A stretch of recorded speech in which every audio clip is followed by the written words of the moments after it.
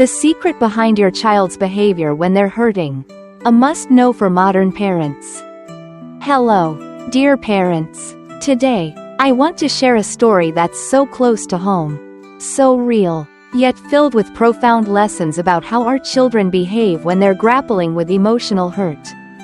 This isn't just an important topic, it's a key to understanding and walking alongside our kids as they grow. Let's dive in together, because I truly believe every parent wants to give their child a happy childhood and the tools for positive relationships in the future. Why does your child act out when they're hurting? Parents, have you ever noticed your child suddenly saying something harsh or acting in a way that stings your heart? I've found myself wondering, why would they hurt me? The one who loves them most? And then it hit me. Behind those actions is a little heart that's aching. When kids feel hurt, they don't yet know how to express it. Their communication and social skills are still so tender. So instead of processing their pain, they lash out at those around them, even us, the ones they love most. I remember a time when I scolded my son over something small. And he shouted, "You don't get me at all." I was so upset, but after calming down, I realized he wasn't trying to hurt me. He was just crying out a sadness he didn't know how to name. Does that sound familiar to you? That's how our kids react when their emotions overwhelm them, and they can't find a way out. When your child hurts others without meaning to. Here's something I want to share from the bottom of my heart. Sometimes our kids hurt others. Through words or actions, without any real reason. Not because they're mean, but because they lack the skills to handle their feelings. I've seen my son, in a moment of frustration, push his little sister because she accidentally dropped his favorite toy. I was furious at first. But then I paused and thought, does he even realize what he did was wrong? The truth is, kids don't fully grasp their emotions yet. And the ability to express or control them is still a long road ahead. When their actions hurt us, it's natural to feel angry or wounded. But I hope you'll join me in looking a little deeper. It's not intentional, it's a sign they need our help to navigate those big feelings. Managing hurtful behavior. Listen and guide with love. Now, let me share some ways I've found to handle those hurtful moments. Ways that really work. These aren't just theories, they're lessons straight from a mother's heart.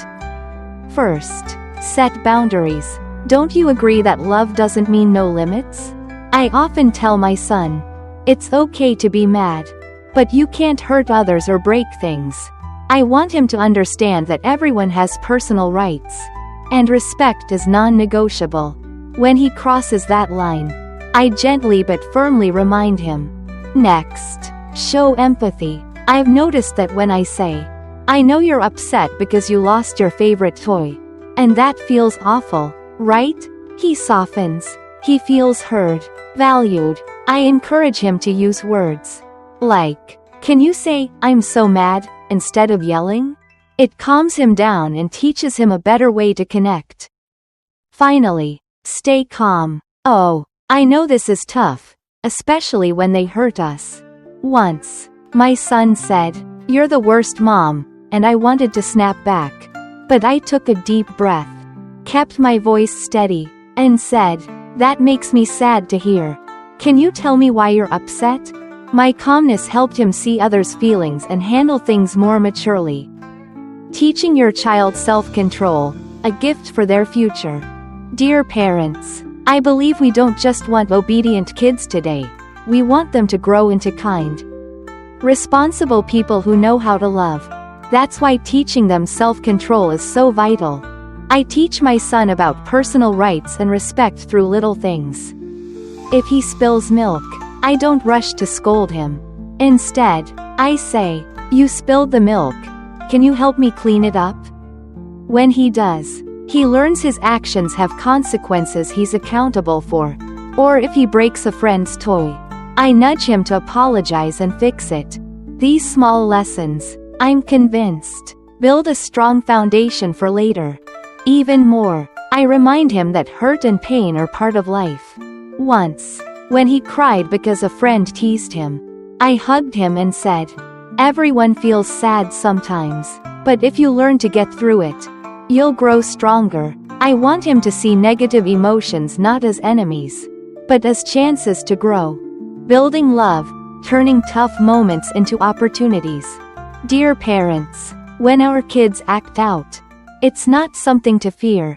For me, it's a chance to listen, care, and teach. When I respond with love and patience, I'm not just setting an example, I'm strengthening the beautiful bond between us. I hope these stories bring you comfort and ideas for guiding your own kids. Every child is a unique world, and we're their guides. When they learn to handle hurt, they'll not only be happier but also build positive relationships down the road. Thank you for listening. I hope this little gift helps us raise amazing kids together.